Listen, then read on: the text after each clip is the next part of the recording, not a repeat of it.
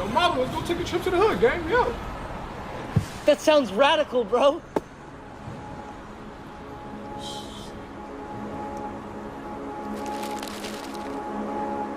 Okay, Father. I'm darting off to pursue my educational prowess.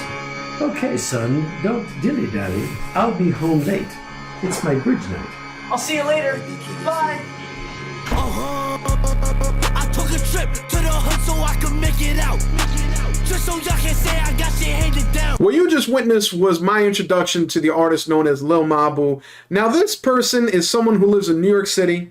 They live in an affluent neighborhood. They went to one of the hardest to get into high schools in America. It's located in Manhattan, for crying out loud.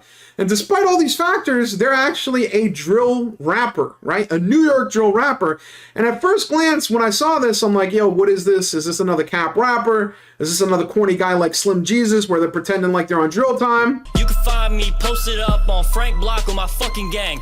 You ain't really bout shit. But after digging in a little bit deeper, it actually is pretty entertaining and is fairly honest because unlike some people who cap professionally, such as the Rodent 6ix9ine, who literally made it his goal to commit felonies and illegal activities just to bolster his gangster persona, Lil Mabu's a little bit more honest and a little bit more self-aware, and it actually comes off as somewhat endearing to at least know that he's not lying to the viewing audience, because in that first song that I showed, he actually has a lyric where he literally says, I took a trip to the hood just to make it out. Like, that's a crazy statement. That's like saying I went to the bank, withdrew the money, and then put it back in, and now we rich. You know what I mean? I went from nothing to something. Dude's saying he went to the hood, drove past Martin Luther King Boulevard, we made it out. We went from rags to riches. We out, we live in large. So he has some self-awareness in his raps, and he has some honesty, and I think that bleeds in a lot more in one of his most recent releases called Mathematical Disrespect, where he literally has a section of it dedicated to saying that he caps in his raps and he loves the NYPD. Now I see, I heard they send my music to police, so this is a message to NYPD. I cap in my raps, I'm an innocent tweet. Keep my teddy bear when I sleep. I'm rapping the words, but they write it for me. Me, I'm all about keeping the peace. I mean, at least I get paid, cause a lot of these rappers be capping for free.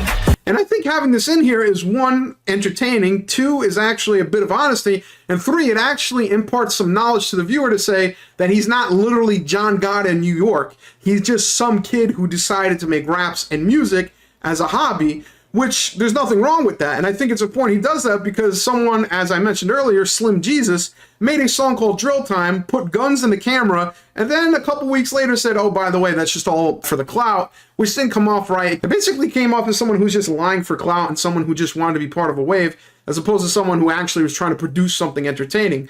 And again, with Lil Mabu, it definitely comes off as something that's a little bit more genuine, it's a little bit more entertaining. It's not as corny or as force-fed as Lil Dicky, where he has to come out and tell you like, oh my god, I'm not a gangster, oh my goodness, I never get bitches. You know, it's not that forced down your throat, but at least it's clear enough to know that he's not trying to portray this gangster lifestyle in real life, which would be a real travesty. Listen, if your parents have enough money and enough resources to have you grow up well, there's no reason to go out there and try to find the streets and live out there. Do what Drake did. He grew up in the suburbs, he was on Degrassi, and then he said, you know what, I want to be a rapper now. There's nothing wrong with that. Not only are you going to be a rapper, but you're going to be safe and sound throughout the whole process. And I think with Lil Mabu, there's still a lot of room for growth. I mean, he's literally 17 years old. That a lot of his lyrics are pretty good. They're not lyrical miracle yet, but his beats are actually decent. Like, he has some decent beats. I don't know much about him personally, and he hasn't dropped an EP yet, so it's kind of hard to judge him when he hasn't really put anything out yet. And if he's actually being genuine, if this is something he actually likes and he's putting it out there for entertainment value, I think there's nothing wrong with that. I think issues will pop up as if this guy's revealed as a quote-unquote industry plant, like he doesn't really know what he's doing. He has a ghost rapper somewhere, and he's just some type of facade to hold up just to make some money for some guy in the shadow realm. But I don't necessarily think this is the case, because if you actually look at his channel and go back in time far enough, you actually see him before he even hit puberty, like a pipsqueak. So it seems like it's something he's interested in. It seems like it's something that he's actually trying to put some effort into. And listen, I can't lie to you. At the end of the day, this guy is doing an amazing job with marketing. If he actually is doing this all by himself, he's dropping TikToks, Instagram videos, shorts, literally anything that can be on your feed, it's popping up there.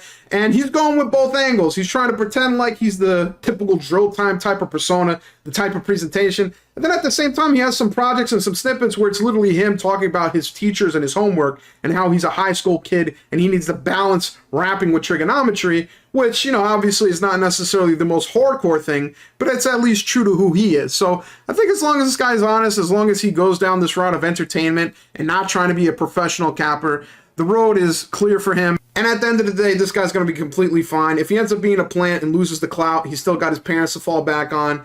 And he got a good education, because Lord knows Manhattan High School ain't playing around. And listen, if he wants to be a real one, he'll go to college just like J. Cole and let you know that I'm going to pursue this and I'm going to get my bachelor's. So if everything goes wrong, at least this guy's got a plan B to be an accountant. Okay, Father. I'm darting off to pursue my educational prowess. Okay, son. Don't dilly-dally. I'll be home late. It's my bridge night. I'll see you later. Bye. Yo, what's up, B? How you feeling? What's going on? Yo, let's bounce, son. At the end of every single video, make sure you ask people to rate and subscribe to your content. It makes them feel like they're involved even though they're really not. And most importantly, make sure they comment on every single video. If you have to, disguise it. Call it something like the question of the day. And really make them think you're gonna really read it when you really don't have to. Ha ha ha!